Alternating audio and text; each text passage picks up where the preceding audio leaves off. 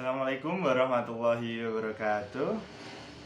Perkenalkan, nama saya Nazil Maulana Mustafa dari kelas 2B, Prodi Sistem Informasi.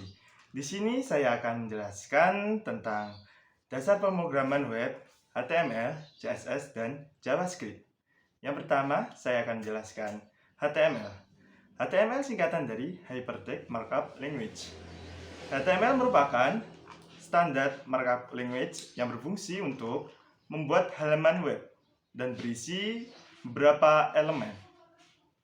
Elemen akan memberitahu browser konten apa yang akan ditampilkan oleh browser. Elemen berisi teks, gambar, tabel, link, dan lain-lain. Berikut adalah tag dasar HTML. Yang pertama, doctype HTML.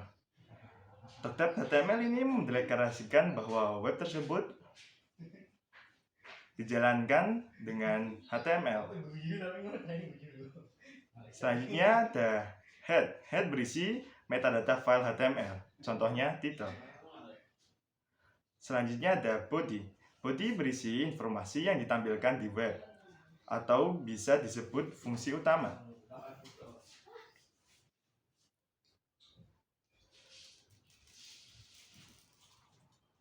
Selanjutnya ada tag dasar HTML berupa heading.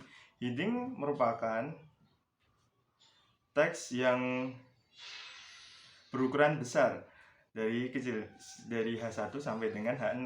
Selanjutnya ada style. Style di HTML digunakan untuk menambahkan style ke elemen seperti color, font, size, dan lainnya. Selanjutnya saya akan menjelaskan tentang CSS. CSS atau disingkatan dari Cascade Style Sheet. CSS menjelaskan bagaimana elemen HTML ditampilkan di layar atau di media lain. CSS dapat mengontrol tata letak beberapa halaman web sekaligus. CSS memiliki 4 selektor. Yang pertama, elemen selektor. Yang kedua, ID selektor. Yang ketiga, class selektor. Yang keempat, universal selektor. Yang pertama, elemen selektor. Memilih elemen berdasarkan nama elemen seperti text align dan color. Yang kedua, ID selector. ID selector digunakan untuk mengatur CSS pada elemen yang berbeda. Penulisan tag ID selector diawali dengan karakter hashtag.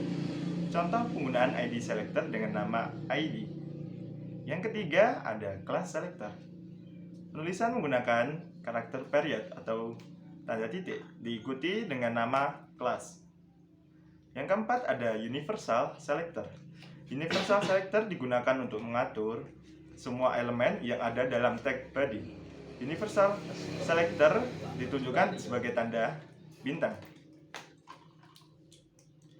Ada 3 jenis CSS di dalam HTML. Yang pertama ada inline style sheet, yang kedua ada internal style sheet, yang ketiga ada external style sheet.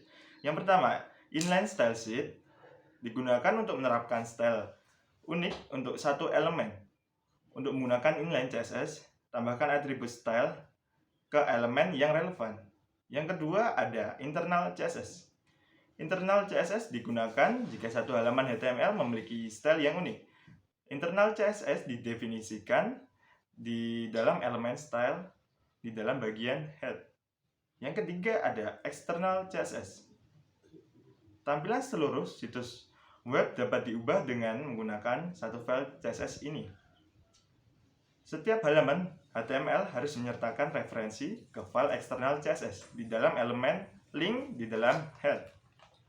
File eksternal CSS dapat ditulis dalam editor teks apapun dan harus disimpan dengan eksistensi .css.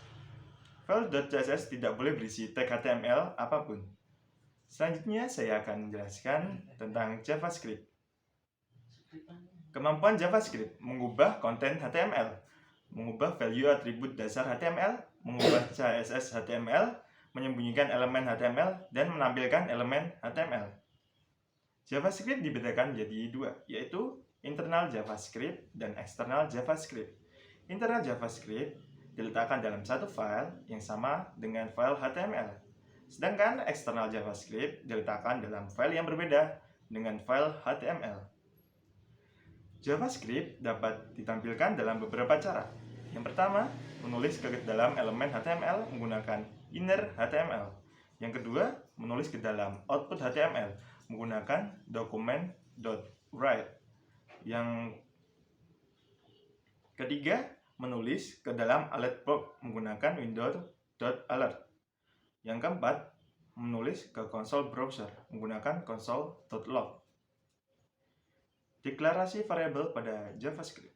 Deklarasi variabel diawali dengan teks var, diikuti dengan nama variabel dan diakhiri dengan tanda titik, koma dengan format sebagai berikut: var nama underscore variabel.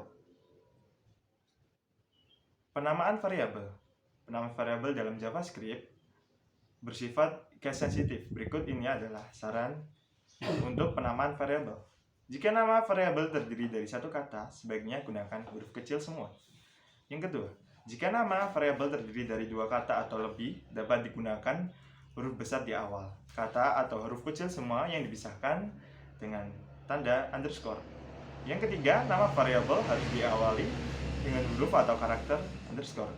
Nama variabel tidak dapat diawali oleh angka atau karakter lain setelah huruf atau underscore. Yang keempat, jangan gunakan reserved word, yaitu kata-kata yang digunakan untuk perintah dalam JavaScript.